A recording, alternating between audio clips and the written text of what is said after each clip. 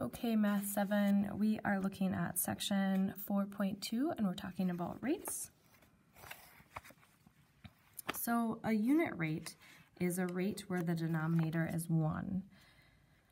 To change the rate to a unit rate, you need to first express as a fraction, then divide the numerator and the denominator by the denominator. So a rate can be anything. It can be like a speed, or basically just tells us how something is happening. So miles per hour, gallons per minute, people per day, those are all different rates. And unit rates are special because, like I said, they have the denominator of 1, and we use them more frequently. For example, we talk about how many miles per gallon does a car get, and we talk about how many miles per hour a car is traveling. We might talk about how many people per day go to the grocery store. Those are all unit rates because then we can compare them with other unit rates. So in the beginning here, it says, during exercise, Sonia's heart rate beats 675 times in 5 minutes. How many times does it beat per minute? So this tells me that I need to find the per minute unit rate. So I want to know beats per minute.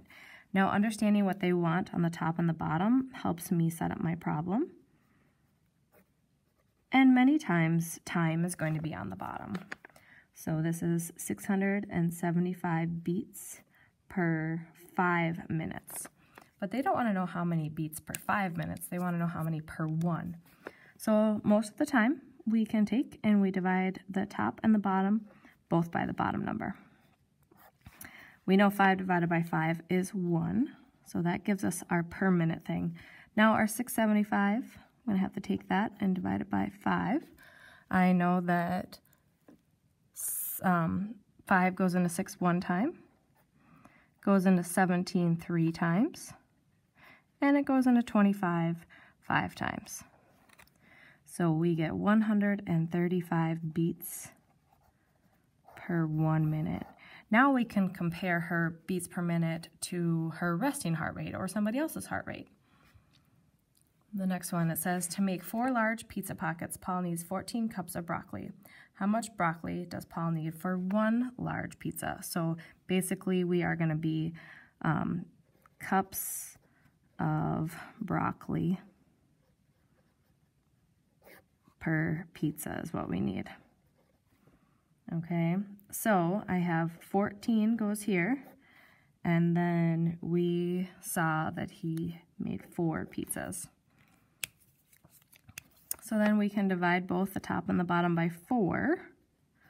Now we know that 4 doesn't go into 14, so this one's not going to come out perfect. The bottom number is 1. And if I took 14 and I divided by 4, a fraction is okay. So I'm going to get 3, and then there's 2 left. So 3 2/4, which is 3.5. And that's your answer. Okay. So the next one, a Ferris wheel revolves 35 times in 105 minutes. How many minutes does 1 revolution take? So look at this, it's minutes per 1 revolution. So we have to make sure that we put minutes on the top, because in this problem they gave us information backwards. So make sure you are careful though. So we want to know it takes 105 minutes, so that one goes on top, to make 35 revolutions. So again, we're going to take and divide the top and the bottom by this denominator. So on the bottom, we're going to get 1 revolution, and then I'm going to take 105 divided by 35. And this is going to just be kind of a guess and check thing. I know that 35 and 35 is 70, so this is actually going to go in there 3 times. 3 minutes per 1 revolution. Okay, now finding the average speed. Again, this is miles per hour, and so these are much the same. We just have some different numbers. So the first one, they want to drive 288 miles in 6 hours. So 288 miles in 6 hours. So we're going to divide the top and the bottom by a 6. We know our bottom is going to be 1 hour, and then 288 divided by 6 goes into 24 4 times, and then 48 8 times. So we know that they can travel 48 miles in 1 hour, which they're not driving very fast, are they? Or they don't have to drive very fast to get there. Maybe they're sightseeing. The next one, it says Danielle is cycling 68 miles as a fundraising commitment. She wants to complete her ride in 4 hours. What should her average speed be in miles per hour? So she wants to travel 68 miles, and she wants to complete that in 4 hours. So we want to find out her average speed. So I'm going to divide by 4. So how far should she go in 1 hour? So I'm going to take that 68 divided by 4. 4 goes into 6 once, and this goes into 28 7 times.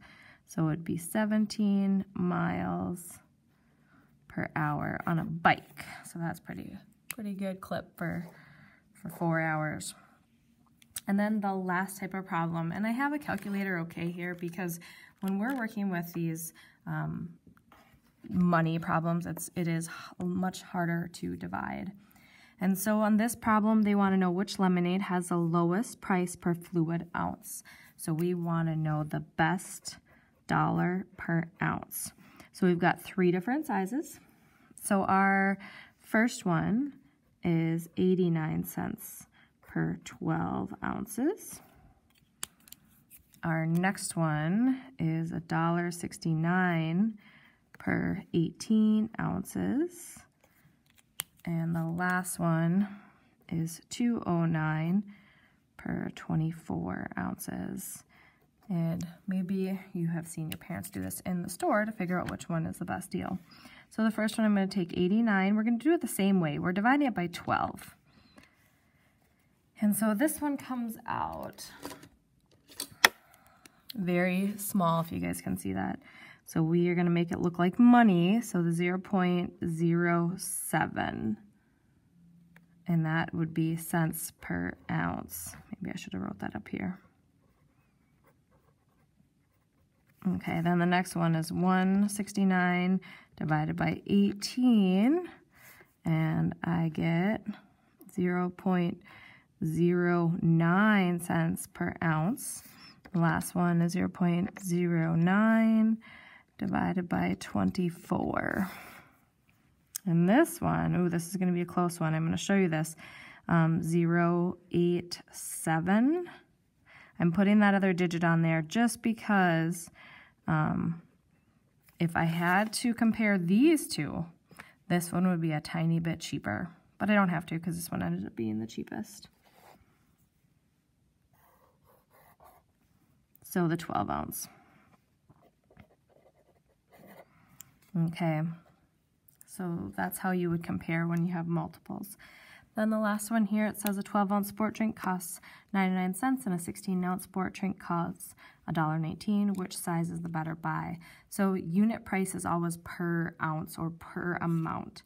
So the first one is money on the top per 12 ounces. And then the other one is $1.19 per 16 ounces. And then we just need to divide. So 99 divided by 12 is 0.08 per ounce. And 119 divided by 16 is 0.07 per ounce. So which one is the better buy? Well, the better buy is the least expensive one. So the 16 ounce is the better buy. So just make sure that you are rounding correctly. We always do to 2 places when we're talking about money, because that's where you round to. And that's it.